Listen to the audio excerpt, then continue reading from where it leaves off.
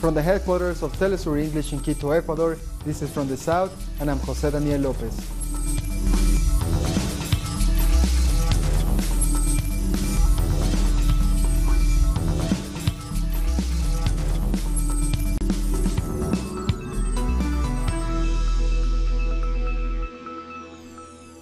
Venezuelan Vice President Delcy Rodriguez has announced the closing of their maritime and aerial borders with the Dutch Caribbean islands of Aruba, Bonaire and Curaçao. This comes after the government of Curaçao agreed to serve as a collection center for the so-called humanitarian aid. Due to the announcement by the government of Curaçao to serve as a collection center for helping forcefully bring in alleged humanitarian aid into our country, we have decided to suspend all private and commercial flights between Venezuela and the islands of Aruba, Curaçao and Bonaire. Therefore, our borders with these three islands are now closed. If they truly wanted to help Venezuela, the first thing they would do is stop stealing our resources, end the financial blockade against us, stop blocking our international bank accounts, because those resources that are in frozen accounts are needed to buy medicine and food for our people. Venezuela's foreign minister says a group of thieves broke into the Venezuelan embassy in Costa Rica. Jorge Arriaza denounced the incident via Twitter, and he called on Costa Rica's government to follow diplomatic protocols and assure the safety of Venezuelan officials. This comes after Maria Faria, illegally appointed ambassador by self-appointed opposition lawmaker Juan Guaidó, tweeted this image. It includes a statement that says, "In the fulfillment of diplomatic functions, we have taken control of the administrative headquarters of the Venezuelan embassy in San Jose." Costa Rica's Deputy Foreign Minister Lorena Aguilar has spoken out against the occupation at the Venezuelan embassy, calling it a violation of international agreements. We regret the unacceptable entry to the Venezuelan embassy in Costa Rica by the diplomatic personnel of self-proclaimed President Juan Guaidó. For the Costa Rican government, this action is unacceptable, for it breaks basic diplomatic norms of respect and trust in international community and, above all, international rights. We express our energetic rejection of the intervention from diplomatic representative Maria Farias, who has not respected the diplomatic term of 60 days, given by the Costa Rican government to officials from Nicolas Maduro's government to leave the country. For this reason, the Foreign Affairs Minister says that in the next few hours she will send a diplomatic note to Ms. Maria Farias about what has just happened. Venezuelan authorities have condemned an arson attack in the Orinoco petroleum belt on Tuesday night. Oil Minister Manuel Quevedo said it was an attempt to destabilize the country. This station guarantees the exports of Venezuelan oil. With these sales, Venezuela buys food, medicines. This is an attack against our people. They want to create a situation in which PDVSA has no profits. Since early in the morning, all workers have helped to extinguish the fire. We are already working very quickly to fix this. We thanked the workers. The Venezuelan right wing has no political proposals, so it's trying to use violence, guided by the U.S. The Russian foreign minister has criticized Trump's recent warning to the Venezuelan army. When you listen to some representatives of the American administration, you get the impression that diplomacy is not at all taken into account, and all diplomatic decency is rejected. In terms of direct threats, the Monroe Doctrine seems almost an example of diplomacy. As for the realism of military intervention in Venezuela, even the countries in that region and European countries that have joined their voices to the chorus of those who demand early presidential elections and those who demand regime change in Venezuela still do not support a military intervention. I do not know how their position will deter those in Washington who are ready to stop at nothing to solve the problem in their favor. We hope that prudence will prevail. The stage is being set in Jamaica for a repurchase of Venezuela's 49% stake in the Petrojam oil refinery. The House has approved a bill for the compulsory acquisition of the shares. However, Jamaica's Prime Minister, Andrew Holness, so far no settlement price has been agreed upon with PDVSA and the government of President Nicolás Maduro. To shed more light into this, we spoke with international journalist Dexton Mackenzie from CVM television channel in Kingston. Here is what he had to say. Well, basically what he's saying is that the time is up for negotiations on Venezuela's 49% share in the oil refinery. He noted that, well, he opened the bill on the Compulsory Acquisition Shares in Petrojam Limited Act. He was saying that subsequently that the bill was passed, and Prime Minister said that he would not offer to give Nicolas Maduro administration until it reaches the floor of the Senate for final approval, okay? So, which could be as early as Friday. So we would want to hear from the administration, the Nicolas Maduro administration. Tens of thousands of Brazilian workers and activists took to the streets of Sao Paulo against President Jair Bolsonaro's pension reform plan. Our correspondent Brian Mir is on the ground. Let's hear from him. I'm on Say Square in downtown Sao Paulo, which is ground zero of the city, where tens of thousands of union members and social movement activists have gathered to vote in a popular assembly to define what the plan of action will be against the far-right-wing Jair Bolsonaro government's new ultra-neoliberal retirement reforms that would deny the right to retire for the majority of the Brazilian working class. After the 2016 coup President Michel Temer tried to implement a similar neoliberal austerity reform, but the union successfully blocked it through general strikes, street protests, and pressure on lawmakers. The question is, will the people be able to mobilize now with enough power to block this new measure, which would kill the right to retire for most of the Brazilian people? The decision made today in the General Assembly was for all of the union confederations to unite against retirement reform. And we have made a call for all unions and social movements to put pressure on lawmakers in their communities, at the airports and in Brasilia, so that this reform, which will destroy workers' rights, does not pass. The way the reforms are being done in Brazil, without consulting the workers and without charging the ones who really owe them money, which are the banks and many companies, it makes it difficult to believe that these reforms will benefit the workers. We'll be back in a minute. Stay with us.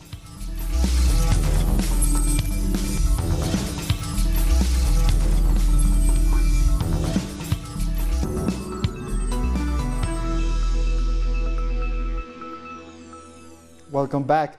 Workers in Brazil say they will fight to reverse a decision by U.S. automaker Ford to close a plant that employs almost 3,000 people. Ford has been operating the plant in São Bernardo do Campo since 1967.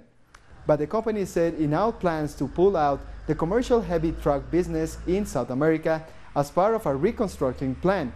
The decision is a blow to the corporate agenda of Brazilian President Jair Bolsonaro, who analysts said was unable to keep Ford from shutting down the plant. When we got in here, we had about 50,000 workers just in this plant. Today, we are around 3,200 employees, so this cut was abrupt. Our workforce has sharply decreased. A constitutional referendum is scheduled to take place in Cuba on Sunday. Voters will reject or approve the new constitutional passed by the National Assembly. Earlier Wednesday, we spoke with our correspondent, Luis Autier, about the upcoming vote. Indeed, we are 4 days away of the constitutional referendum here in Cuba, and today the electoral authorities of all the provinces will have to give a part to the electoral authorities here of the Electoral Commission, the national one, to inform about the problems they found in the last dynamic test that took place the last Sunday. Also tomorrow, those electoral authorities of all the provinces will have a teleconference with the headquarters here in Havana to show the measures they took to improve and to solve those problems. Also, in this opportunity, they were found 2.56% of the 25,000 polling colleges all over the island and abroad showed some problems, logistic problems such as telecommunications, transportation, people. But they will try to find a solution till next Sunday. Also, 26,000 new people will vote in this opportunity. That will be the first time they vote, so it will be a really pleasure experience for them, young people mostly. Left-wing parties from Central America have gathered in Nicaragua for a 3-day event to discuss recent imperialist attacks in the region. We have more in this report. Managua is the venue for the Mesoamerican meeting of left-wing parties, a political event that seeks to strengthen ties of solidarity and friendship across the region. Maintaining our unity is paramount. Resistance against foreign aggression must be linked to our solidarity. The empire is mobilizing all of their puppets in Latin America, as well as in Europe, in order to undo all the changes parties like ours have achieved. Solidarity with Venezuela is one of the main topics to be discussed by the 10 different countries from the region which are taking part in this event. A representative from Venezuela's PSUV party says imperialist aggression extends to many different Latin American nations. Dear comrades, it's not just Venezuela's future which is at stake now. If you think these attacks are isolated to just Venezuela, or Cuba, or Nicaragua, or Bolivia, you are wrong. They are trying to update the Monroe Doctrine to modern times. This is about recolonizing our continent. This is about having their so-called backyard at their mercy. This event will come to an end on Thursday, and is expected that President Daniel Ortega will give the closing speech. Authorities in Argentina continue to clamp down on the press. Security forces have detained photographer Bernardino Avila from Página 12. Police attacked journalists and photographers covering a protest of workers of the Maritime cooperative. Avila was beaten and arrested. Local authorities said they detained him because he was resisting, but images from the scene tells a different story. The Argentine Journalists Forum stated that in 2017, attacks against the press jumped nearly 50%. Peru is clamping down on illegal gold mining in the Amazon forest. Around 1,500 police and military personnel were sent to Madre de Dios, which has suffered a rise in deforestation due to the illegal trade. The government declared a state of emergency and asked the military to restore law in the area. According to authorities, around 9,000 hectares were destroyed due to illegal mining last year. We are seeing here in the Pampa how the Amazon has been deforested. As criminal activities have proliferated, they cannot exist. So we are here to implement the law. The U.S. Southern Command has warned Venezuela's military that they will be held accountable for supporting President Nicolás Maduro. The commander made the statement during a meeting with Colombia's army chief, ahead of a planned aid shipment to Venezuela through Colombia this Saturday. This message is for the Venezuelan military. Este mensaje es para los militares venezolanos. You will ultimately be held accountable for your actions. Ustedes al final van a ser responsables por sus propias acciones.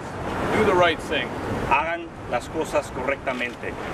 Save your people and your country. A new investigation has revealed that relatives of President Lenín Moreno of Ecuador are linked to offshore companies and accuse them of using accounts to pay for furniture in Moreno's apartment in Switzerland. Our correspondent in Quito has the details. Ininvestment Corporation is an offshore company linked to Javier Macías Carmiñán, his wife, María Auxiliadora Patiño, and Moreno's relatives.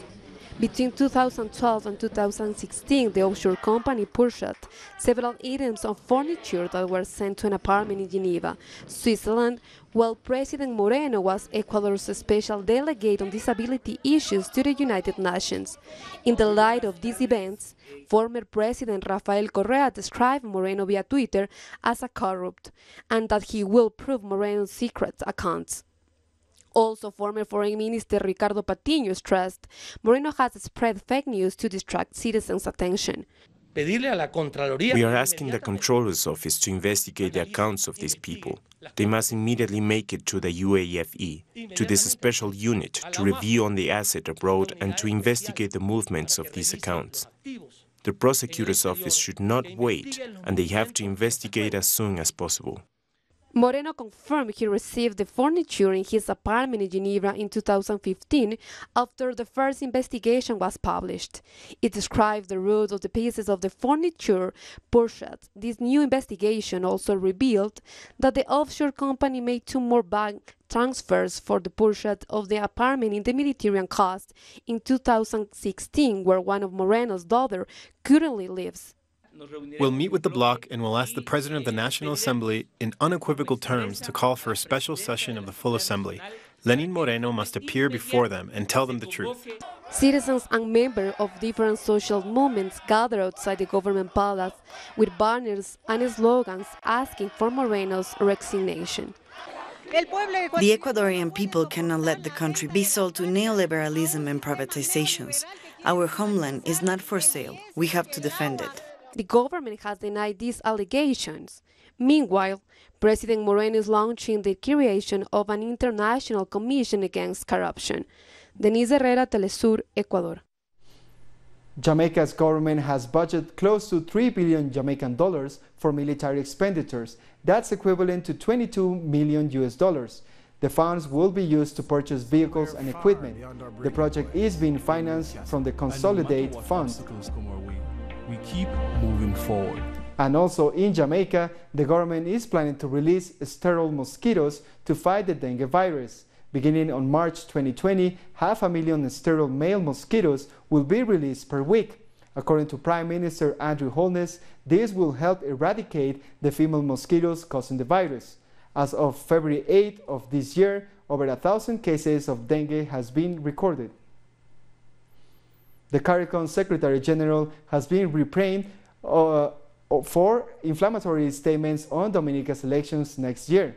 On Twitter, Dr. Timothy Harris said the island will not have a free or fair election.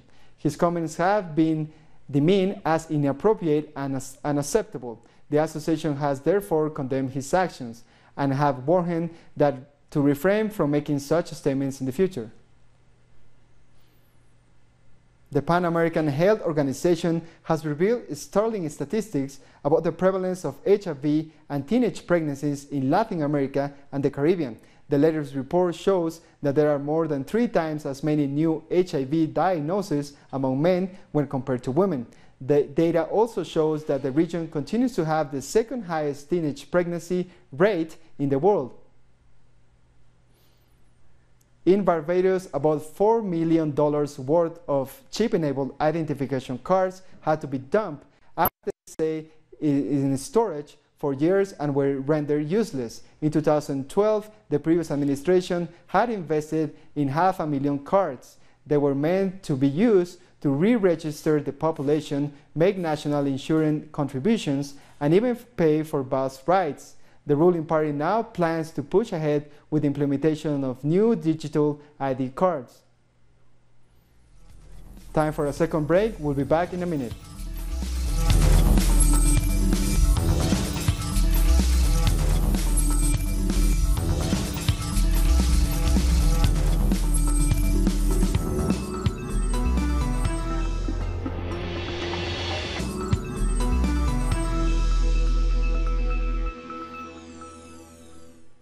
Welcome back. Last week, in a surprising move, the Nigerian Election Commission postponed the elections just 5 hours before the polls were to open. To discuss this and other issues surrounding the elections of Africa's most populous country, we were joined by Maberu, a historian from Osuno University. Hello, thank you for joining us. Thank you for having me. What do you think of the postponement of these elections and how it's going to affect the voters?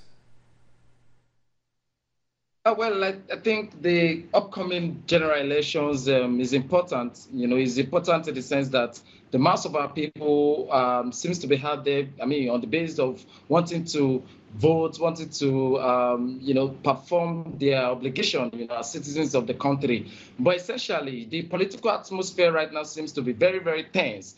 And it seems to be very, very tense because members of the ruling class members of the Nigerian ruling class, since the independence, since 1960, have ensured that whenever we enter the electionary period, they tend to employ whatever means necessary, to get into power. So they get to entice people with money, they get to entice people with those that are not interested in money. They get to, come up with all sorts of violent, methods in order to ensure that they acquire that political power. So essentially, there has been a big political atmosphere. Most of our people seems to be out there wanting to, those that are interested in casting their votes for them, and those that are not, they are also in terms of their campaigns. We've had situations wherein there have been cases of pre-electoral violence. You've had a situation where there are cases of violence in some campaigns in places like Ogun State, in places like Ondo State. So essentially the atmosphere seems to be tense right now because of the current situation. But essentially also, it is important for us to state that the resources that are being geared into the conduct of the elections seems to be very, very tremendous compared to what we had in 2015. The 2015 general elections went down as the most expensive election that would ever be held on the continent, on the African continent. And apparently the 2019 general elections will also go as one of the most expensive. But, when we look at all of these electionary, tendencies, electionary period, we try to look at some of the, responses that we'll be getting also. Because the 2015 elections, despite the fact that it was the most expensive election to be ever be held on the African continent, recorded what we can call, one of the most, astonishing, when it comes to low, voter turnout. We recorded high rates of voter apathy and also political apathy, despite the fact that members of the ruling class, members of the Nigerian ruling class, gave so much into that election. They recorded, the lowest turnout ever. So I think also the 2019 elections also would record that fate, because INEC, that is the electoral body, recently came up with the news that Nigerians are yet to come and get their, voting card, what they call the PVC. So apparently we are still going to experience, a low turnout also, low voter turnout, what we call voter apathy, and also political apathy, because the politicians are yet to answer, the cause, the demands of the people, and which has to do with the redistribution of the wealth of the country. The ruling party, the ruling political party right now, that is the APC, party, has refused in a way to answer the cause, the demands of the ordinary seeming, population of the country. And also, our people do not have faith in the PDP, the opposition, which is the PDP, political party. They really do not have that hopes. They do not have that, understanding of if the PDP can also answer the necessary call about the distribution of the wealth of the country. So, our people are currently at a crossroad. They really do not know which of these political parties will best, attest to, their demands. But of course, the election is very, very important because we've had new political parties springing up. We've had, we have also contenders, major contenders, young contenders. We have the likes of Showore, who, of course, have been able to get the interest of the mass of the youth, mass of the Nigerian youth about him becoming the president of the country. So, the political atmosphere is very, very dicey in a way. And for us, we think that it is quite reasonable. It is quite, understandable that we have this kind of atmosphere. But what do we make out of this atmosphere? That's about the question we want to, we think that the election in the next few days is going to, answer. Well, thank you so much for talking to us today. That was Mavero from Nigeria. Thousands of people displaced by Boko Haram have pledged to vote for the current president, Muhammadu Buhari, in Saturday's election. Many residents in the northeast of the country have been forced to flee their homes. Some say they were thankful because Buhari saved them from the group. More than 27,000 people have been killed and about 2 million displaced since the Boko Haram conflict began in 2009.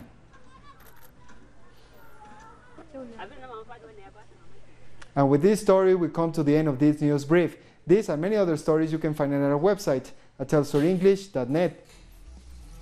And don't forget to follow us on social media, Facebook, Twitter, and Instagram. For Telesur English, I'm Jose Daniel Lopez. Thank you for watching.